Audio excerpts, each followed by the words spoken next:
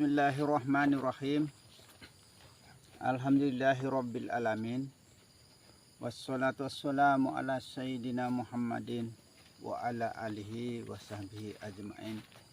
Amma ba'du. Assalamualaikum warahmatullahi wabarakatuh. Segala puji bagi Allah, pengatur alam semesta. Selawat beserta salam kami limpahkan kepada junjungan Nabi besar Muhammad sallallahu alaihi wasallam beserta para sahabat beliau dan para keluarga. Alhamdulillah, pada pagi hari yang berbahagia ini kita berjumpa lagi ya, seperti biasa, yaitu kita mengkaji diri ya, kita baca diri ya, kita mempelajari diri, kita iqra diri ya, membaca kitab yang ada pada diri kita sendiri. Karena kita sangatlah dituntut oleh Allah Subhanahu wa taala untuk mengenal sejatinya diri ya. Kalau kita tidak kenal diri ya, jangan sampai kita nanti itu disamakan seperti binatang ya. Binatang tidak kenal diri, tidak paham diri, tidak tahu diri ya.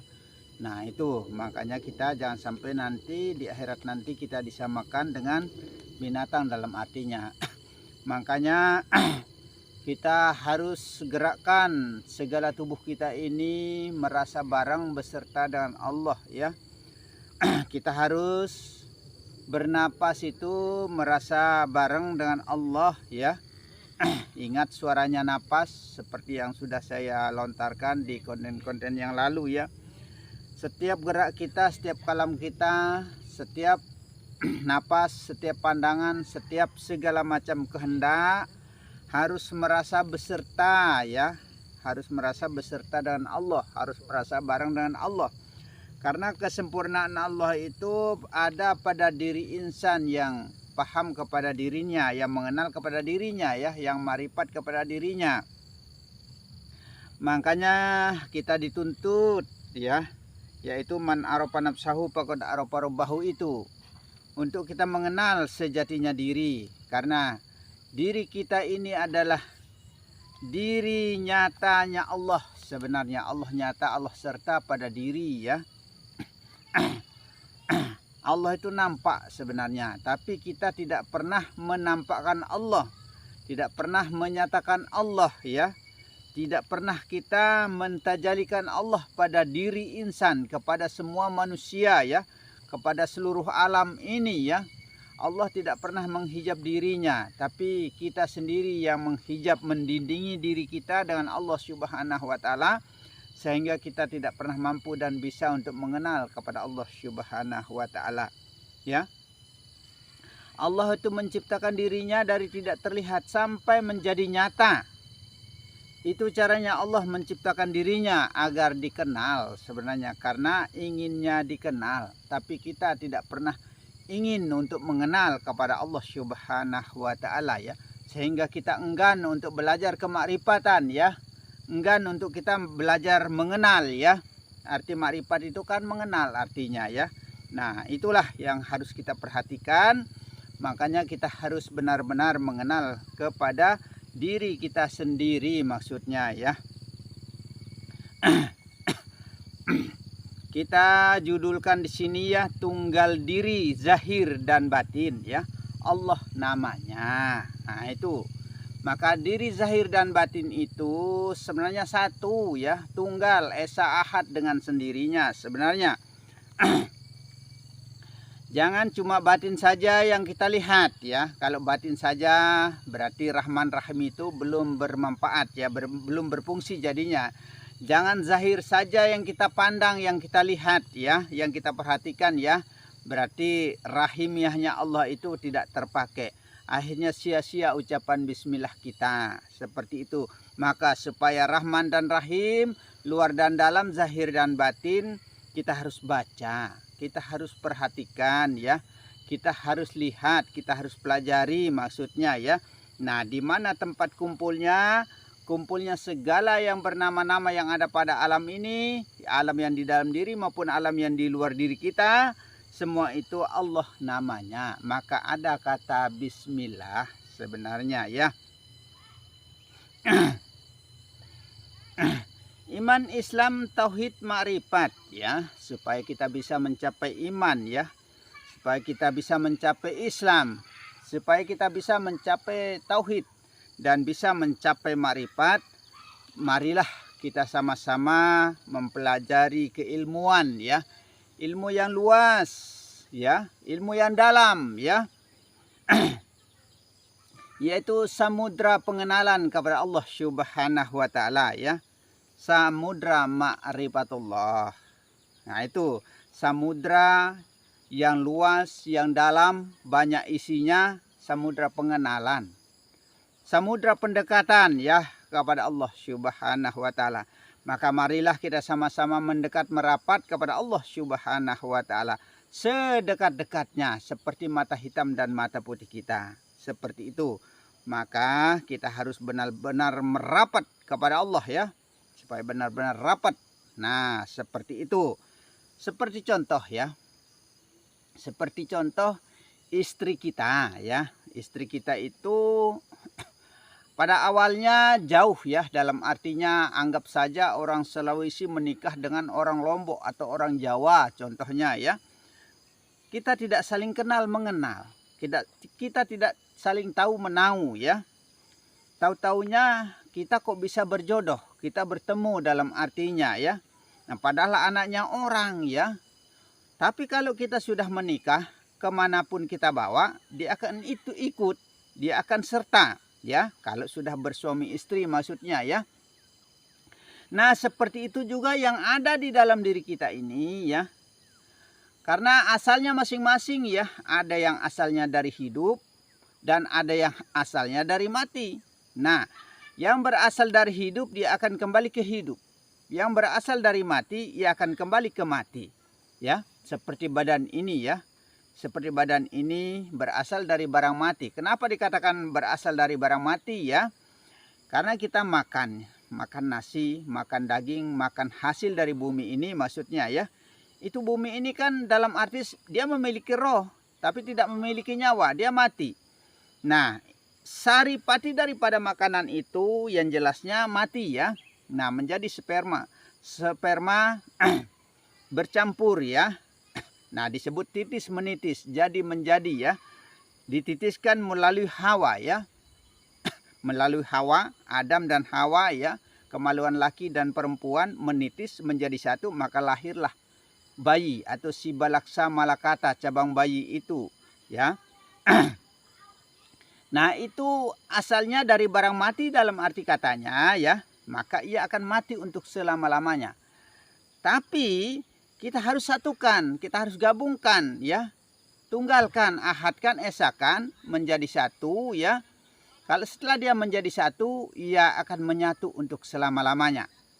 Jangan sampai kita datang bersama ya, roh, nyawa, hati dan jasad kita bersama datang terlahir ke muka bumi ini maksudnya ya, kita bersama roh, bersama nyawa, bersama hati dan bersama jasad. Tapi kita kembali kepada Allah dalam artinya meninggal ya, akhir hayat ya, itu yang disebut dan akhirat ya. Akhirnya hidup kita itu malah berpisah-pisah dalam artinya ya. Kenapa dikatakan berpisah? Mana yang dari tanah ia akan hancur ya. Hancur ya dalam artinya ya. Jangan seperti itu yang kita harapkan ya. Jangan seperti itu yang kita harapkan. Kita harus menyatu. Kalau kita sudah menyatu dengan hidup itu dalam artinya ia akan hidup semua. Karena sudah saling kenal mengenal ya. Yang zahir sudah mengenal batinnya. Yang batin sudah mengenal zahirnya ya. Semua sudah saling kenal mengenal. Akhirnya ia akan bersatu padu ya, seperti istri dan suami sekalipun orang Sumatera, orang Aceh, orang manapun istri kita akan bersatu dalam artinya seperti itu. Tapi syaratnya juga harus dinikahkan sebenarnya ya. Zahir dan batin itu dinikahkan sebenarnya. Maka dinikahkanlah roh, nyawa, hati dan jasad disatukan ya. Nah itu ada syarat-syarat tertentunya. Nah itu, tapi itu ya maaf ya, itu dibayar maharnya ya. Bayar mas kawin juga kalau itu. Bayar mas kawinnya memang dibilang besar ya besar sebenarnya ya. Nah itu bayar mas kawinnya itu sebesar emas, harga emas 1 gram. Itu untuk dinikahkan zahir dan batin itu sebenarnya ya. Nah kita harus tahu siapa yang menjadi saksinya, siapa yang mewakili. Nah itu yang kita harus perlu tahu juga ya. Dan dinikahkan ada syarat-syarat tertentunya. Itu syarat-syarat untuk menyatukan jiwa dan raga. Bukan melalui ilmu saja ya. Kita sudah tahu bahwa ilmu ini akan menunggalkan segala sesuatu. Itulah kemakrifatan ya. Akan menyatukan diri zahir dan batin. Itulah kemakrifatan ini. Tujuan utama dari kepada kemakrifatan ini seperti itu. Kita harus satukan, kita harus tunggalkan ya. Antara zahir dan batin. Apapun yang pernah saya sebutkan, apapun yang pernah saya ungkapkan dalam konten ya, itu disatukan sebenarnya, ditunggalkan. Jangan kita ceraikan. Kalau kita ceraikan ya, maka ia akan berpisah-pisah kembali asalnya sendiri-sendiri. Mana yang dari angin kembali ke angin, mana yang dari tanah kembali ke tanah. Mana yang dari air akan kembali ke air, mana yang dari api akan kembali ke api. Bukan begitu sebenarnya. Mana yang dari Allah akan kembali ke Allah. Nah ini kita kembali, kita terlahir ke muka bumi ini bersama, beserta, tapi kembalinya kita kok berpisah-pisah. Berarti kita kesasar, tidak tahu jalan ya, tidak tahu cara ya. Kita tidak tahu jalan kita untuk kembali kepada Allah ya. Nah tuh, maka setiap sholat kita selalu mengatakan tunjukilah kami yang jalan yang lurus. Kita selalu minta petunjuk jalan yang lurus. Inilah sebenarnya jalan yang lurus untuk kita mencapai, menggapai kepada Allah sebenarnya. Keilmuan ini sebenarnya cara kita untuk mencapai kepada Allah. Tapi ilmu ini ya, ilmu makrifat ini selalu dipojokkan, selalu dijelekkan, selalu dihina ya, selalu dihina, selalu dikafirkan, selalu tidak dibenarkan lah begitu. Ada yang katanya pendapatnya ilmu bid'ah, ilmu baru. Kalau ilmu baru ya, kenapa Sayyidina Ali mengajarkan kemakrifatan? Kenapa Rasulullah menganjurkan man arofa nafsahu faqad arofa rabbahu? Kalau memang kita katakan ilmu ini ilmu bid'ah, ilmu baru. Tidak ada ilmu baru ya, tidak ada. Tidak ada ilmu baru.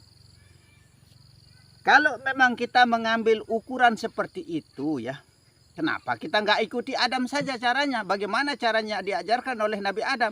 Itu sekalian yang lama, begitu. Nah, makanya ya, kalau kita berpikir seperti itu, Nabi Muhammad terakhir berarti baru dia. Nah itu kenapa kita tidak ikut Injil? Kenapa kita tidak ikut Zabur? Kenapa kita tidak ikut Taurat?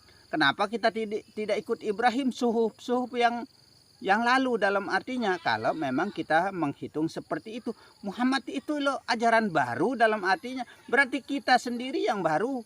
Nah jangan sampai seperti itu maksudnya ya. Kalau kita beranggapan seperti itu berarti kita ikuti aturan-aturan yang baru, kitab-kitab yang lama, begitu.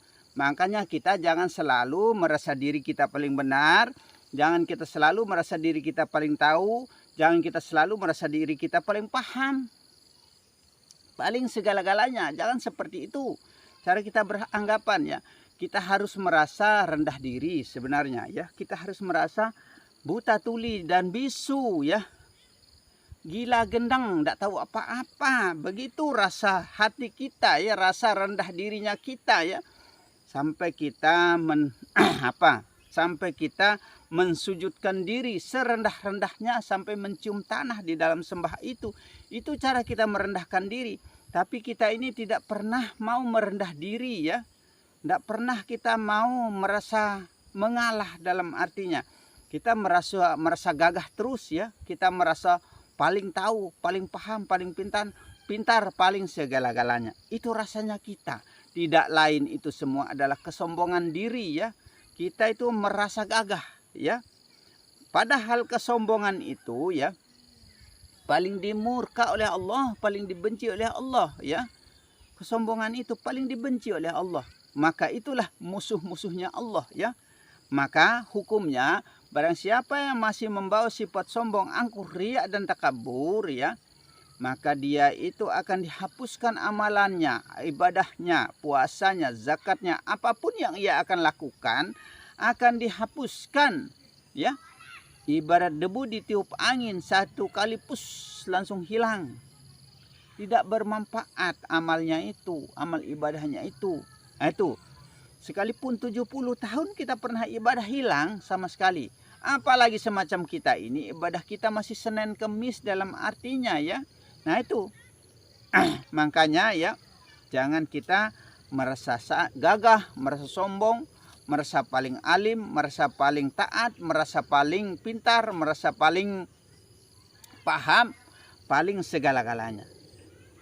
Itu, maka kita disuruh bersabar, ya. Sekalipun kita sabar ini ya susah untuk dijalankan dalam artinya, ya. Siapa yang mampu bersabar? Tidak ada yang mampu bersabar, ya. Manusia itu tidak mampu bersabar sebenarnya pada dasarnya.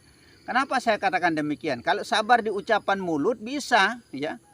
Gampang kita ucapkan, ya. Kita harus sabar, sadar, berakhlak, berbudi pekerti, sopan santun, bertata krama, berwibawa, merendah diri dan mau mengalah. Kalau mengucapkan gampang, ya, mengucapkan mudah sekali kita ucapkan. Tapi kalau menjalankan susah, ya, susah dijalankan. Contoh, ya, kenapa saya katakan sabar itu susah untuk dijalankan, ya.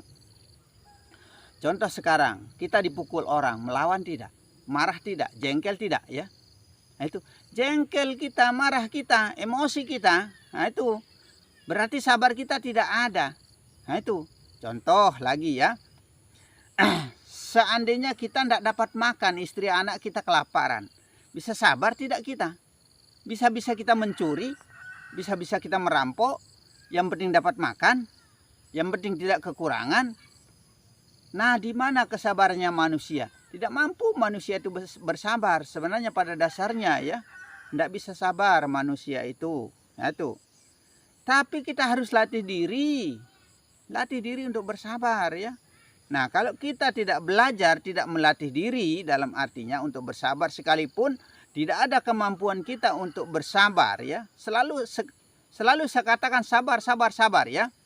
Tapi tidak mampu sebenarnya. Kenapa saya katakan demikian? Saya sendiri yang sudah menjalankan keilmuan ini dalam artinya sudah berapa belas tahun, ya. 20 tahun lebih dalam artinya saya menjalankan kesabaran. Saya menjalankan ikuti kehendak, ya, dalam setiap gerak saya, dalam setiap kehendak saya, setiap kalam saya dan setiap pandangan saya. Saya ikuti kehendak. Tapi namanya sabar itu susah, ya. Nah, itu. Sampai sekarang ini pun, ya, belum mampu rasanya kita betul-betul bersabar. Belum mampu rasanya betul-betul ikhlas. Belum mampu rasanya betul-betul redo, ya. Belum mampu rasanya betul-betul pasrah. Belum mampu rasanya betul-betul sembah.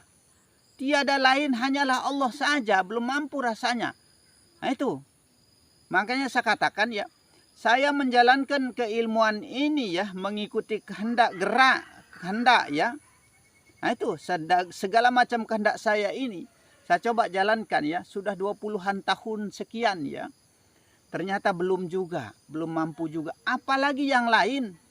Nah itu, saya sudah berusaha, tidak pernah berbohong, tidak pernah mengakali, ya. Tidak pernah begini begitu dalam artinya tidak mau, kalau dalam artinya mau berbicara yang bohong atau ngakali itu tidak mau, insya Allah, ya. Dari dulu hingga sekarang, ya. Tapi namanya kesabaran itu memang susah untuk kita capai. Kenapa seperti itu, ya? Karena itu sebagai ujian hidupnya manusia, ya. Maka dikatakan wala nabluwannakum bisyai'im minal khaufi wal ju'i. Allah itu sengaja sebenarnya memberi kita ujian, ya, dengan berbagai macam cara, ya. Sedikit kekurangan, kesakitan, ya, takut dan lain sebagainya. Haus dan dahaga. Macam-macam caranya Allah itu menguji kita, ya. Itu sebagai ujian kepada kita. Sehingga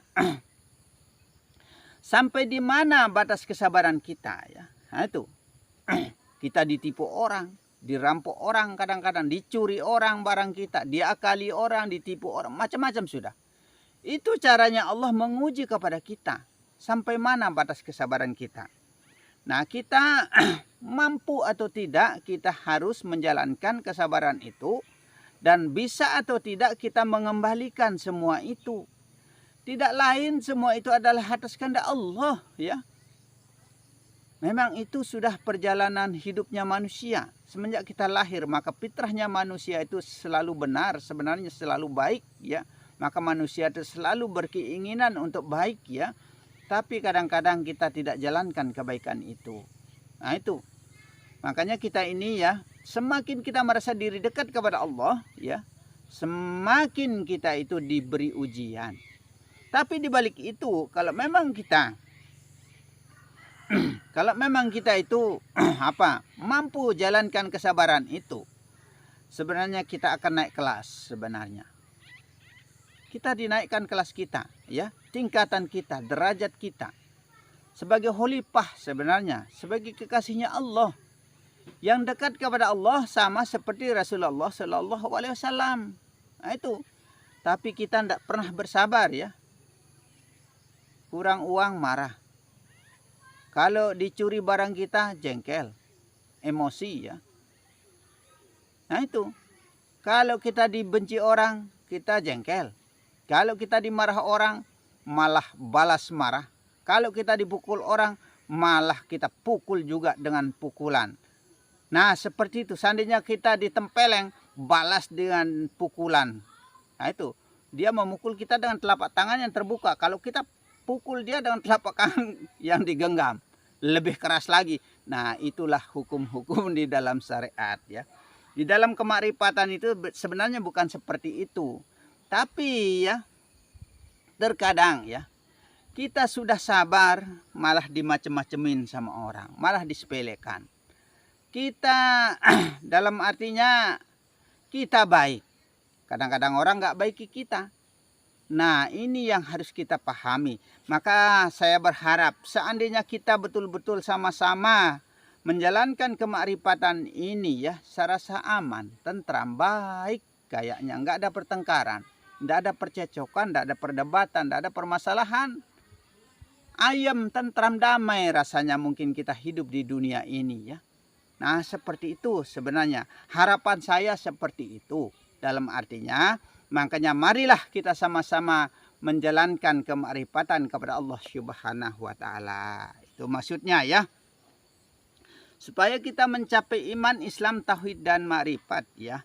Iman, Islam, tauhid dan makrifat ya. Iman adalah sebuah keyakinan ya yang sangat kuat sehingga tidak akan mampu untuk digoyahkan oleh siapapun ya. Supaya tidak mampu kita digoyahkan ya. Iman kita harus kuat seperti batu karang itu.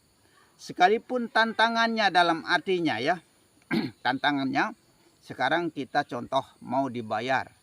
Tapi jangan kita menjadi orang beriman. Berapapun kita mau dibayar, jangan kita semudah itu untuk kita dibayar. Seperti itu. Kalau memang iman kita sudah kuat, kokoh seperti batu karang itu di dalam kemakrifatan, kita tidak akan bisa goyah dengan hanya sekedar perkataan. Apalagi cuma sekedar perkataan. Dibayar pun tidak mampu dia bayar. Nah itu. Sekalipun mati tantangannya dalam artinya ya.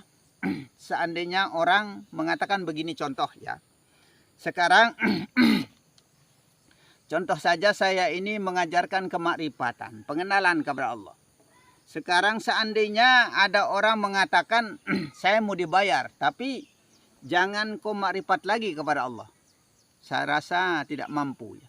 Berapa juta pun, berapa miliar pun kau harus membayar saya. Saya rasa tidak akan bisa kalau melarang saya untuk kemakrifatan kepada Allah.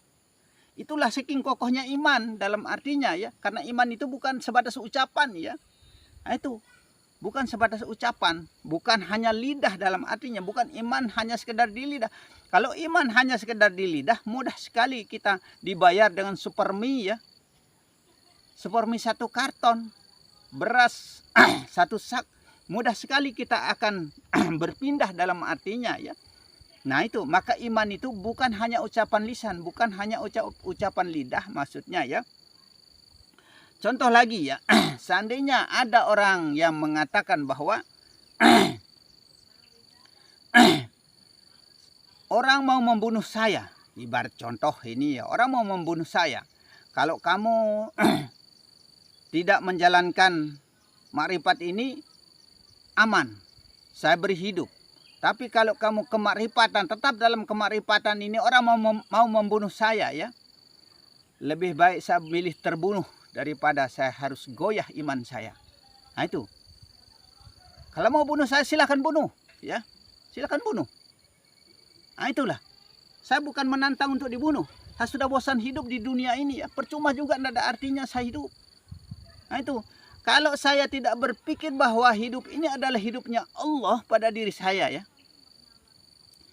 Sudah dari dulu saya minta kematian, ternyata Allah belum matikan saya ya. Sudah berulang-ulang saya minta mati. Saya masih hidup sampai sekarang. Sampai saya tidak pernah mau meminta rezeki. Selama ini berpuluh-puluh tahun saya tidak mau minta rezeki. Tapi saya masih syariatkan dalam artinya masih mencari ya. Ternyata alhamdulillah. Tidak pernah saya namanya tidak diberi makan ya. Tidak dapat makan ya. Itu sekalipun saya miskin ya. Sekalipun saya miskin. Melarat dalam artinya. Tapi kalau sekedar makan insya Allah ada saja jalannya saya bisa makan. Allah itu tidak buta. Allah itu tidak tuli ya. Karena Allah beserta kita. Allah menyertai di dalam hidupnya ya. Bukan hidupnya saya. Ya. Hidupnya Allah sebenarnya. Nah itu. Tapi kadang-kadang kita bingung dalam keilmuan ya. Bingung dalam keilmuan. Karena kita salah menafsirkan. Salah cara memaknahkan. Kita merasa diri kita paling tahu, paling paham, paling bisa, paling segala-galanya. Tidak semua keilmuan itu mampu dijangkau oleh akal ya. Tidak semua. Nah itu. Makanya cara-cara orang terdahulu, para wali, ulama, umarah, anbiya, sebagian besar dia mencari kebenaran itu di luar Al-Quran. Dalam artinya dia berhaluat ya, membuktikan kebenaran itu. Seperti apa sebenarnya sejatinya Allah yang kita mau pelajari, yang kita mau pahami ini, yang kita mau sembah ini. Nah itu. Makanya kebanyakan orang-orang terdahulu itu berhaluat untuk mencari kebenaran itu ya. Karena dalam arti kata ya, Al-Quran itu masih belum sempurna. Karena Al-Quran itu sempurna memang, tapi banyak yang dirahasiakan di dalam Al-Quran itu ya. Banyak yang masih dirahasiakan. Seperti contoh ya, alif lam mim ya. Alif itu apa, lam itu apa, mim itu apa. Sebagian besar kita tidak tahu ya. Sebagian besar kita tidak pahami itu. Seperti sin ya. Sin, yasin. Apa arti yasin itu? Wahai sin, wahai Rasulullah dan ajarannya. Syariat, tarekat, hakikat menandakan jerijinya. Itu tidak ada orang paham. Itu tidak ada orang tahu. Itulah sebagai contoh rahasia di dalam Al-Quran yang tidak bisa kita pahami. Yang tidak bisa kita tahu ya. Nah itu. Seperti roh. Contoh ya. Seperti roh. Roh itu roh sebenarnya. Itu tidak kita tahu. Nah. Seperti ya contohnya ya. Itu menentukan, membuktikan segala sesuatu, kenyataan itu ya pada diri, pada alam, pada apa. Iya semua, begitu. Kalau kita katakan di rumput itu ada Allah, ada hidup, iya.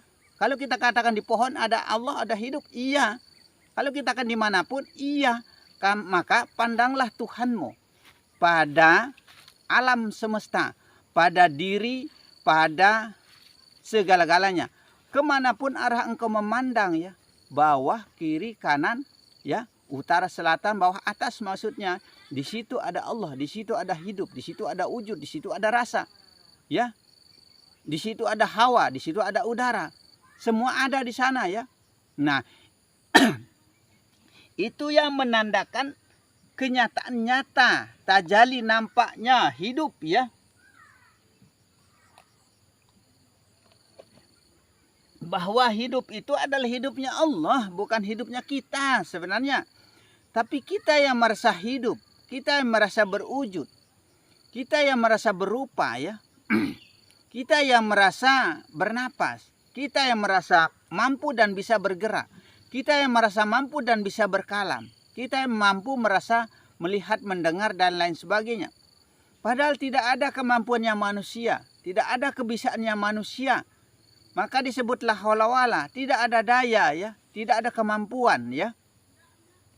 Tapi kok masih saja kita merasa bisa. Itu dah dalam pemahaman syariat ya. Dalam kemarifatan itu tidak ada seperti itu. Sudah benar-benar la haula wala. Tidak ada dayanya jasad zahir ini ya. Karena asalnya dari barang mati. Maka mautu anta qablal maut. Matilah engkau sebelum engkau mati. Matikan sudah diri zahir ini. Tiadakan diri zahir. Hidupkan yang batin ya. Hanya batin saja yang nampak. Hanya batin saja yang ada. Hanya batin saja yang terlihat ya. Begitu cara kita sebenarnya ya. Hanya batin saja. Nah itu. Maka sari roh. Inti sari yang ada pada roh yang menghidupkan pada diri zahir. Yang menggerakkan pada diri zahir ya. Yang mengadakan, mentiadakan segala sesuatu ya. Itu sebenarnya roh yang berkehendak. Tapi kita merasa diri. Ini permasalahannya ya. Sehingga selalu dan selalu terhijab. Selalu dan selalu terdinding kita dengan Allah ya. Nah itu. Kita selalu terhijab. Kita selalu terdinding dengan Allah. Allah tidak pernah menghijab dirinya. Allah tidak pernah mendindingi dirinya. Sampai Allah itu mendekatkan diri sedekat-dekatnya. Seperti bihablil warid. Seperti urat leher kita ya. Dikatakan dekat, sesungguhnya Allah lebih dekat daripada urat leher kita. Mata hitam dan mata putih kita dikatakan satu. Tapi lebih dari itu kedekatannya Allah dengan kita. Tapi kita tidak pernah merasa diri bahwa kita dibarengi, didekati. Tidak pernah kita merasa beserta. Ya. Atau dengan mudahnya kata, karena Allah sebenarnya. Karena Allah itu sungguh dalam artinya ya. Karena Allah kita bisa melihat, karena Allah kita bisa mendengar, karena Allah kita bisa berkalam, karena Allah kita bisa berjalan, karena Allah kita bisa hidup, karena Allah saya bisa makan, karena Allah saya bisa minum, karena Allah saya bisa menikah, karena Allah saya bisa apapun yang mau disebutkan. Kalau bukan karena Allah, tidak bisa semuanya.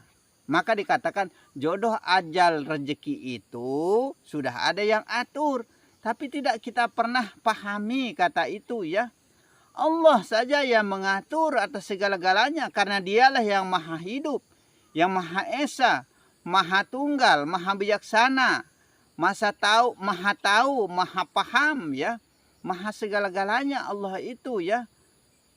Maka tunggalkanlah sekalian. Esakan sekalian. Ahadkan sekalian ya. Itu. Tunggalkan sekalian. Ahadkan. Maka ada kul huwallahu ahad. Hilangkan kata kul ya. Karena kata kul itu katakan. Masa kita mau penyampaian kepada orang mau bilang katakan lagi. Itu sama saja kita mengulang kata dalam artinya. Katakan saja langsung ya. Huwallahu ahad. Dia sudah Allah yang esa itu. Di mana tempatnya? Pada diri insan. Pada diri alam. Pada diri apapun yang ada. Di situ sudah keesaannya Allah. Di situ sudah kebesarannya Allah. Di situ sudah keagungannya Allah. Sehingga tumbuhan itu hidup ya. Sehingga rerumputan itu hidup. Sehingga segala macam binatang itu hidup. Sehingga semua ikan itu hidup. Nah itu sebenarnya. Maka tidaklah sah pengenalan seseorang itu atau kemakrifatan seseorang itu. Jika ia tidak paham alam semesta ya. Usul asal daripada kejadian alam semesta ini ya. Kalau kita tidak paham, tidak memahami ya. Usul asal daripada alam jagat semesta ini kita tidak paham. Maka tidak sah sebenarnya kemakrifatan kita kepada Allah Subhanahu wa ta'ala. Pengenalan kita kepada Allah Subhanahu wa ta'ala. Banyak kita ya. Guru-guru kemakrifatan banyak kadang-kadang ya. Karena tidak dirincikan, tidak didetilkan, makanya kita kurang paham ya. Terus kita kadang-kadang tidak diajarkan melalui alam. Akhirnya kita susah untuk mengerti. Nah itu. Alam ini tercipta dari nur. Sebenarnya datangnya dari nur ya. Nur Muhammad itu ya, yang menyinari, memancari cahayanya ya, sehingga terang benderang, nampak nyata, jelas ya. Jelas terlihat ya, hidup semuanya. Karena nur matahari yang terang benderang cahayanya ya. Nah itu. Rembulan ya, rembulan terang menyinari pada waktu malam. Itulah Muhammad sebenarnya. Maka malam itu adalah Muhammad, siang itu adalah Allah. Nah itu sebenarnya. Maka kalau kita mengucapkan la ilaha illallah, kita akan dilindungi 12 jam siang ya. Jangan la ilaha illallah saja, lanjutkan Muhammad Rasulullah ya. Supaya kita dilindungi 12 jam malam. Nah itu siang dan malam kita mendapatkan perlindungan, maksudnya kita harus baca kalimat la ilaha illallah.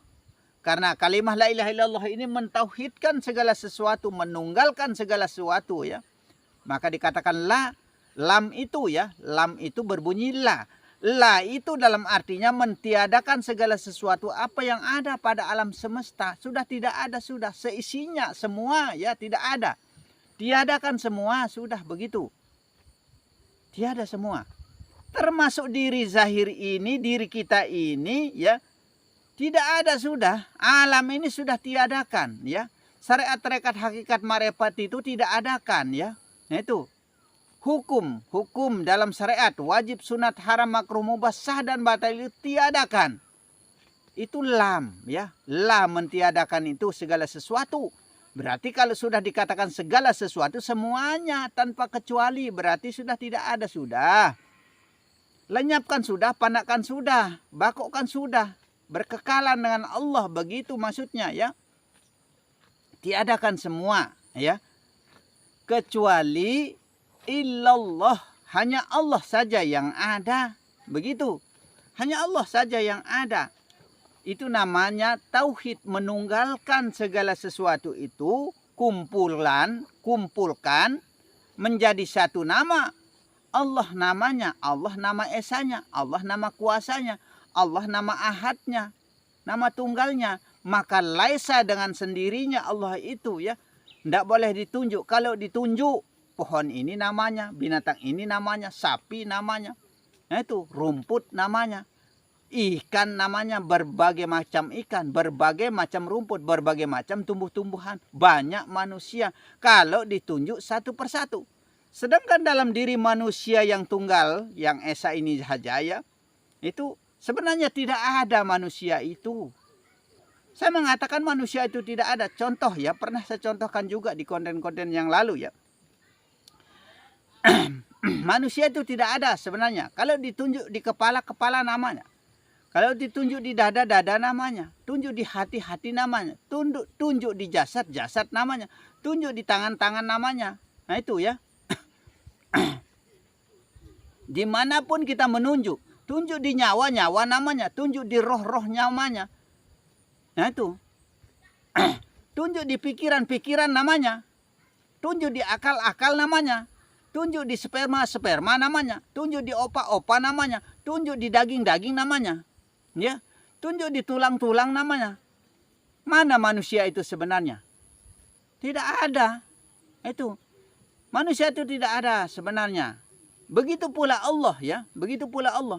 Kita mau tunjuk di mana? Mau tunjuk di pohon ini? Mau tunjuk di apa? Mau tunjuk di binatang, mau tunjuk di ikan, dimanapun kita menunjuk kalau disebut satu persatu. Tidak bisa, ya. Tidak bisa berjumpa kita dengan Allah, tidak bisa bertemu kita dengan Allah.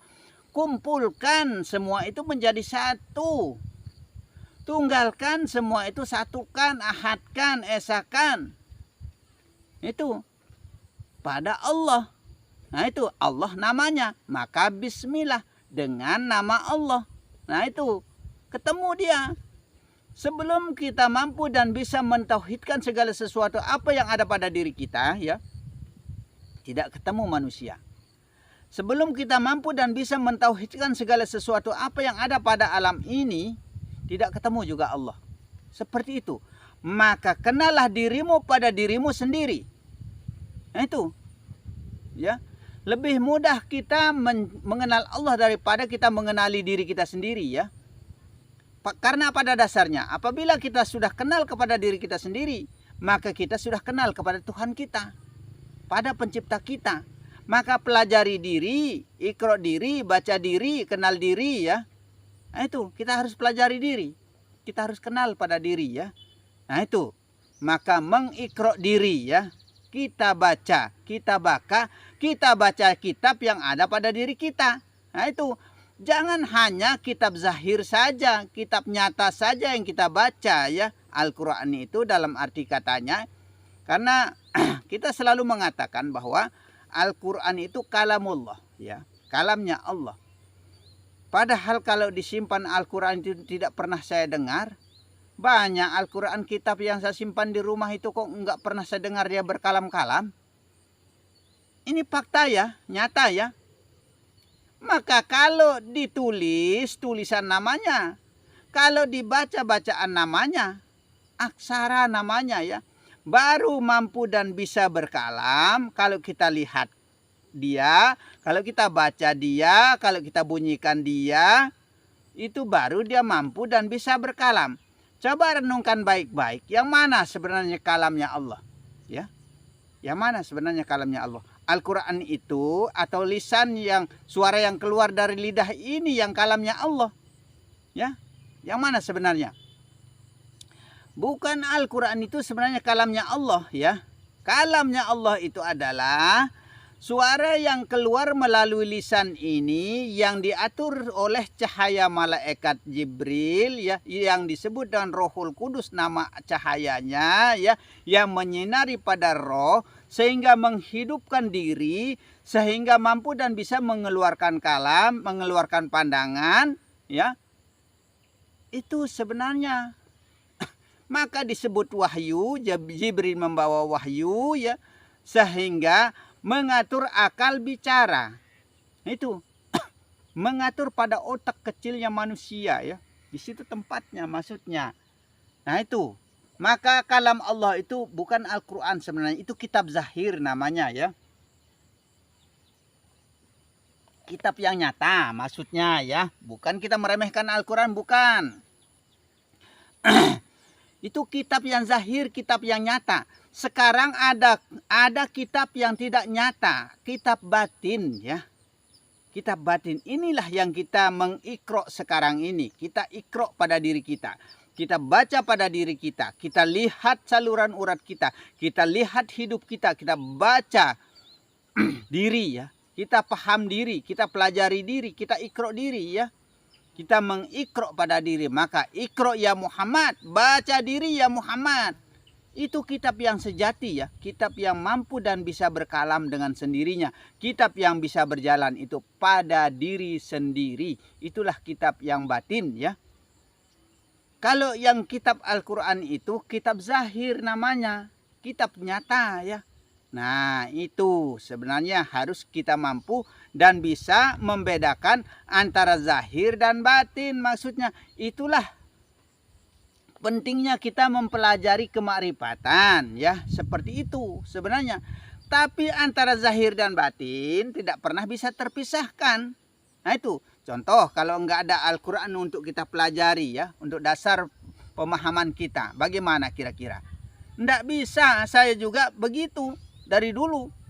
Nah itu karena pada dasar Al-Quran itu, ya, di situ ada kandungan-kandungan yang bisa untuk kita paham pada diri, untuk kita bisa mempelajari diri, ya. Seperti itu sebenarnya. Dalam arti kata ya zahir, ya. Yang zahir itu kan yang nyata. Itulah badan. Itulah yang terlihat pada alam semesta, terlihat pada diri kita, ya. Itu yang zahir. Itu yang perlu kita pahami. Tapi yang zahir ini tidak lepas dari batin, ya. Yang zahir ini tidak lepas dari batin, ya. Nah itu. Kenyataan yang ada itu, ya, tidak bisa lepas. Maka zahir dan batin, Rahman dan Rahim, ya, harus betul-betul menjadi satu, ya. Kalau Rahmannya saja, tidak ada Rahimnya, bagaimana? Kalau rahimnya saja tidak ada, Rahmannya bagaimana? Nah itu. Maka Rahman dan Rahim, zahir dan batin harus betul-betul menjadi satu. Tauhidkan semua, esakan semua, tunggalkan semua ya. Menjadi satu kumpulan Allah namanya. Kumpulkan semua yang bernama-nama ini Allah namanya, begitu ya. Nama tunggalnya, nama ahadnya, nama esanya. Begitu. Allah ini ya, keseluruhan yang bernama-nama. Dialah yang terbaiknya di antara keseluruhan yang bernama-nama ya. Nah itu, maka dikatakan dari 99 ilmu, seandainya ilmu ini digabung ya, dikumpulkan. 99 jumlahnya ya. Semua keseluruhan ilmu maksudnya ya. Kalau digabungkan semua ya, 99 ilmu. Ada yang ke-100-nya yang mampu mengalahkan 99, mana dia? Allah sebenarnya. Maka Allah itu yang terbaik ya. Nah itu. Nah, seandainya kitab itu dijumlahkan 99 ya. Nah itu. Mana yang mengalahkan 99 kitab? Allah sebenarnya yang mengalahkan ya. Dari 99 kitab itu. Dari 99 ilmu itu. Allah yang terbaiknya. Nah itu. Maka jangan lupa ya. Jangan lupa kita menyebut Allah. Mengingat Allah. Nah seperti itu. Tapi ingat itu kumpulannya nama. Nah itu. Maka jangan cuma menyembah nama ya. Nah kalau nama yang kita sembah berarti belum jelas yang kita sembah. Karena itu kumpulnya semua yang bernama-nama ya.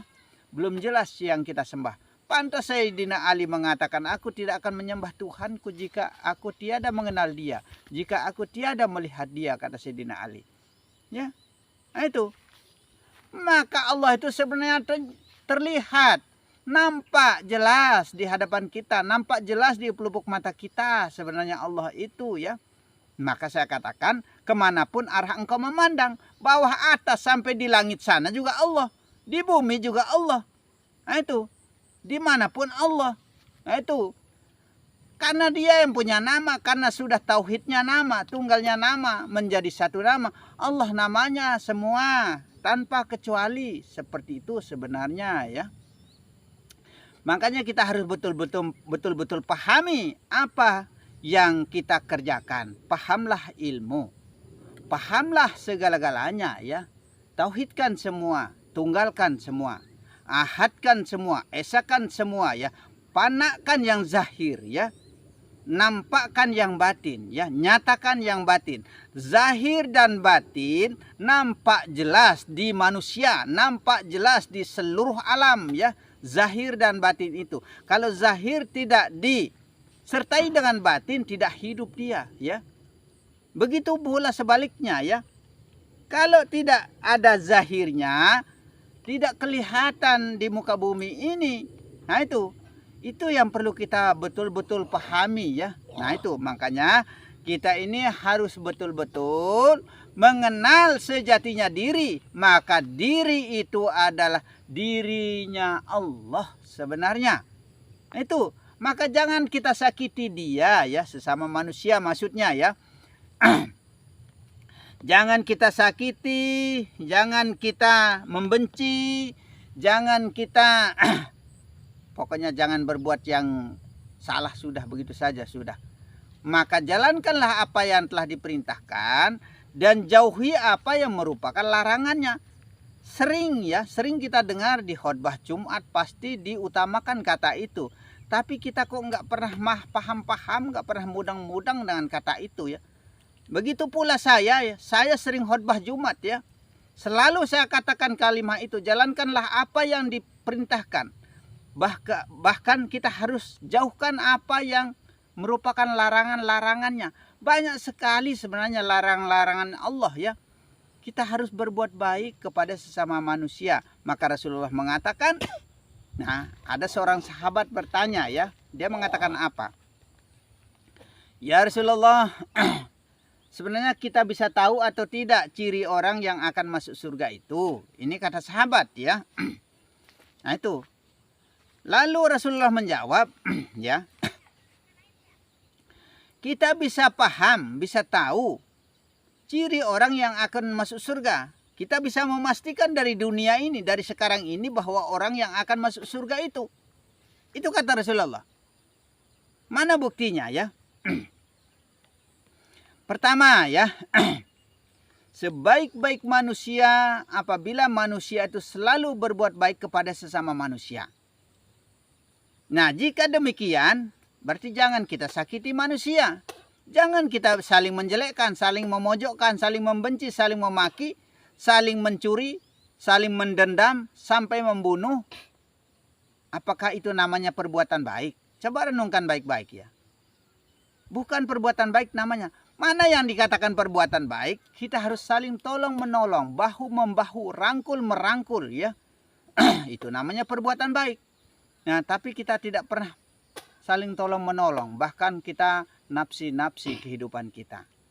Nah, itu kita tidak pernah mau menghiraukan orang lain, orang yang betul-betul mau membutuhkan pertolongan. Bukan pertolongan itu hanya berbentuk materi ya, harta benda ya, dengan jalan apapun itu namanya menolong. Entah membantu kerja, kalau orang yang jompo bagaimana cara kita bantu, orang tidak bisa bangun kita bangunkan, dalam artinya seperti itulah namanya perbuatan baik. Dan kedua kata Rasulullah ya, apabila seseorang itu pernah mendapatkan petunjuk dari Allah Subhanahu wa taala, tinggal kita baca diri ya, jangan saya yang mengatakan. Nah, syaratnya untuk kita bisa mendapatkan petunjuk dari Allah Subhanahu wa taala, pahamlah keilmuan.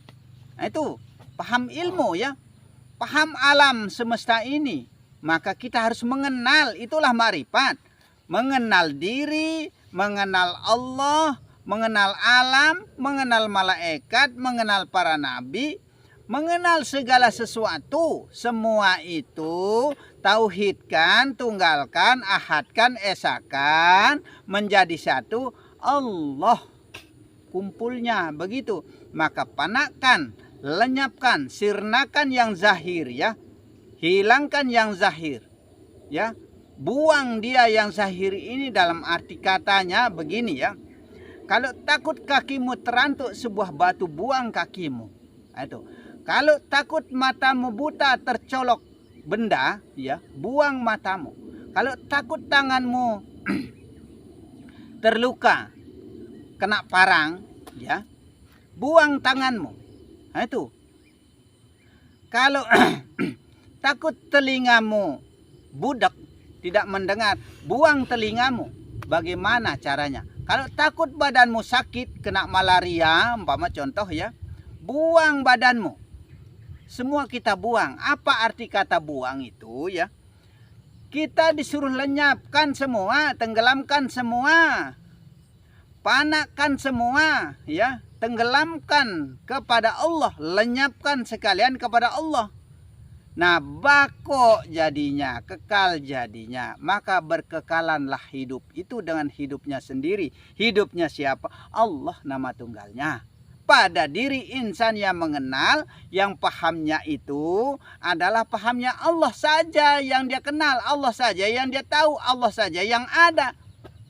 Pada pelihatnya, pada pendengarnya, pada geraknya, pada langkahnya, pada kalamnya, pada hidupnya, pada napasnya, pada apa yang terlihat pada alam ini, pada bentuk apapun, bagaimanapun rupa wujudnya, bentuk baik dan buruknya ya. Itu sebenarnya. Jangan yang jelek itu malah kita hina-hina, kita pojok-pojokkan. Allah selalu membagikan dia hidup ya, sekalipun binatang yang terjeleknya pun dibagikan hidup. Contoh ya, di manusia hidup, di tumbuhan hidup namanya, di binatang hidup, di sapi, di ikan, di semua makhluk diberikan hidup. Itulah saking karena Maha Rahman dan Rahimnya Allah ya. Kasih dan sayangnya Allah. Saking karena kebesarannya Allah, tidak pernah ia membeda-bedakan makhluknya ya. Nah, seperti itu sebenarnya. Allah tidak pernah membeda-bedakan makhluknya. Tapi manusia yang memojokkan makhluk yang terjeleknya. Itulah manusia. Padahal di diri yang jelek ada hidup. Di diri yang bagus itu ada hidup. Itu. Maka dikatakan oleh Rasulullah ya, yang indah tiada jelek itu Allah, kata Rasulullah. Yang besar tiada kecil itu Allah. Itu. Laki tiada perempuan itu Allah, kata Rasulullah. Maksudnya begini ya.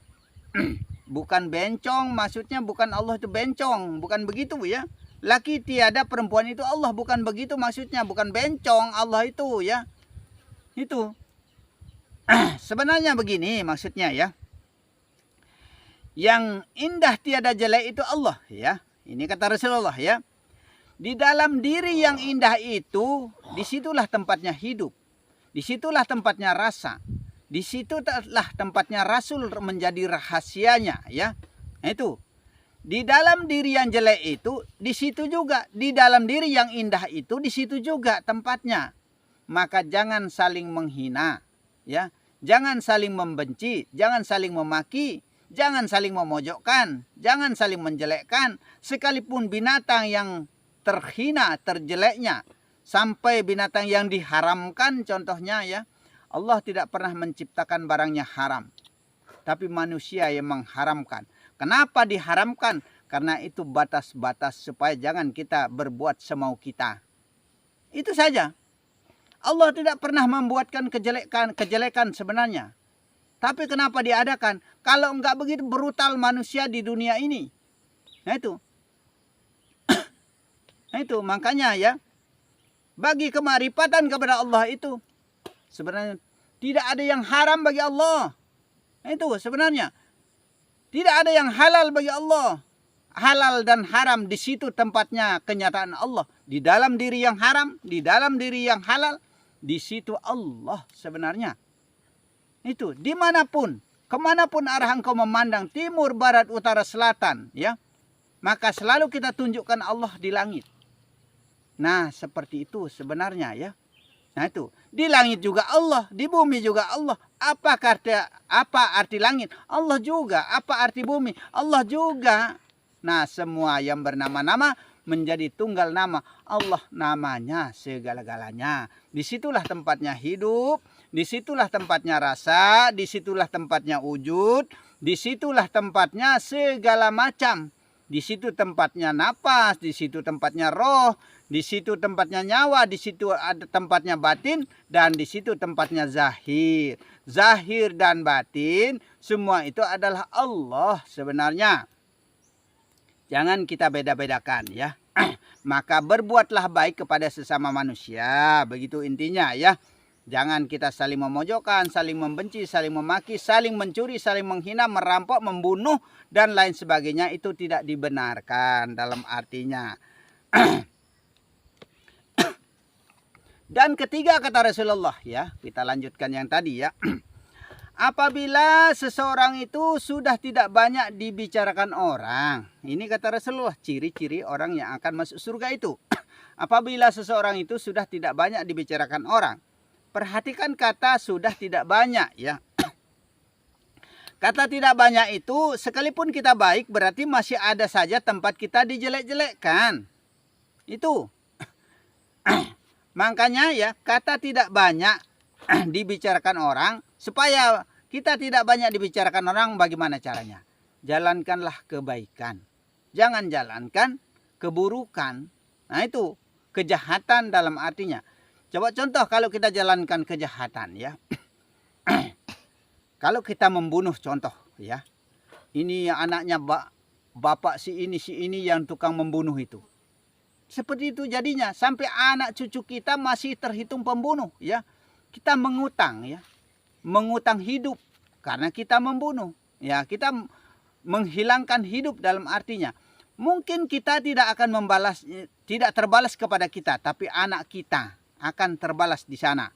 Maka kalau bisa ya jangan sampai membunuh, sampai 7 keturunan akan terjadi. Nah itu dalam artinya karma itu akan berjalan. Nah itu mungkin kita orang tua tidak terbunuh, tapi anak kita nanti akan terbunuh. Atau cucu kita akan terbunuh. Karena siapa? Bapak kita atau ibu orang tua kita sudah mengutang hidup. Nah itu. Maka keturunan kita akan dibegitukan juga. Seperti itu. karma itu akan berjalan. Maka baik dan baiklah kepada sesama manusia, berbuat baiklah kepada sesama manusia. Maka dikatakan oleh Rasulullah Shallallahu Alaihi Wasallam, apabila seseorang itu sudah tidak banyak dibicarakan orang, insya Allah ya. Seperti itulah ciri-ciri orang yang akan masuk surga itu, kata Rasulullah. Makanya kita ini harus selalu berbuat baik kepada sesama manusia. Itulah intinya. Pengembalian diri dan tauhidkan diri hanyalah kepada Allah saja. Begitu ya. Insya Allah dan izin Allah ya. Mudah-mudahan yang urean yang singkat gamblang mudahnya begini caranya ya. Supaya bisa untuk kita pahami maksudnya ya. Saya permudah cara jalan ya, maksudnya saya jelaskan seperti ini supaya betul-betul kita bisa dan mampu bisa memahami keilmuan maksudnya ya. Jika ada kata yang selip ya, jika ada kata yang keceplosan, kelolosan dalam artinya yang kurang berkenan di hati ya, kami akan mohon maaf yang sebesar-besarnya ya. Dan sebagai penutup ucapan kata saya ya, wabillahi taufiq wal hidayah. Assalamualaikum warahmatullahi wabarakatuh. Salamun qaulam mir rabbir rahmanir rahim.